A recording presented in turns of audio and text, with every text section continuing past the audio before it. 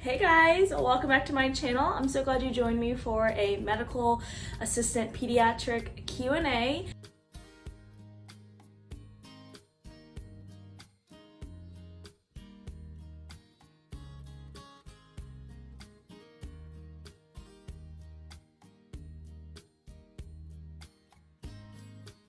This portion of the video is just going to be kind of like the Q&A slash kind of my story of how I became a pediatric medical assistant. All right, so first question is, what made you want to become a medical assistant? So I actually kind of started this route different than others, I think. So back in December, I was working an amazing job for a nonprofit supporting individuals with developmental disabilities, and we ended up going virtual due to the pandemic and COVID, and so we were virtual for about a year and a half, and I just knew I needed something that would allow me to be back in person, whether that was with staff or with patients or with clients in general. I knew I just wanted to be back in person. So I started looking up careers and jobs, and this position I'm in now was open. I applied, interviewed, and here I am 7 months later. What's the biggest thing you've learned in the last 7 months? The biggest thing I've learned in the last 7 months is to continually ask questions. Always ask lots of questions, whether that's, hey, am I taking the vitals the correct way? Or, hey, I have a difficult patient. What's something you would recommend I do better? Whether that means asking your manager, asking your other coworkers, or even asking the providers that you work with. That would be my biggest advice of things I've learned.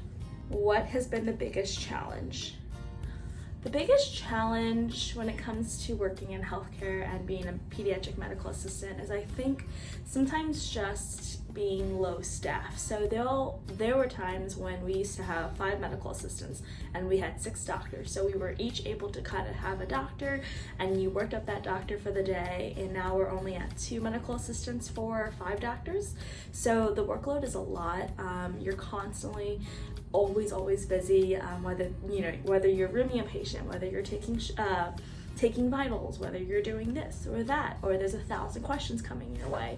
There's always something happening, and it's always very busy. So it's hard to kind of take a deep breath, relax, enjoy what you do when you're constantly stressed. What's something you would recommend to any future medical assistant?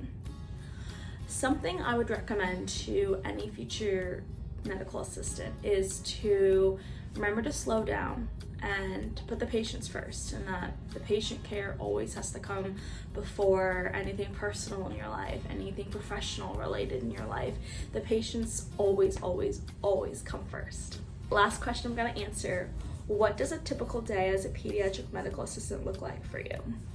So a typical pediatric medical assistant day for me looks like I clock in, I pre-chart, so I look at all of the patients I'm going to have for the day.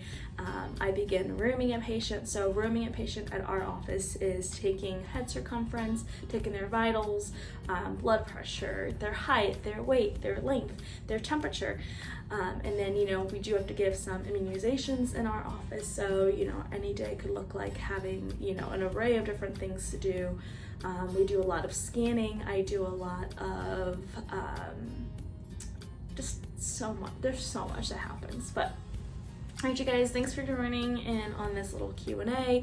I have been here for 7 months and have loved every piece and moment of this crazy job.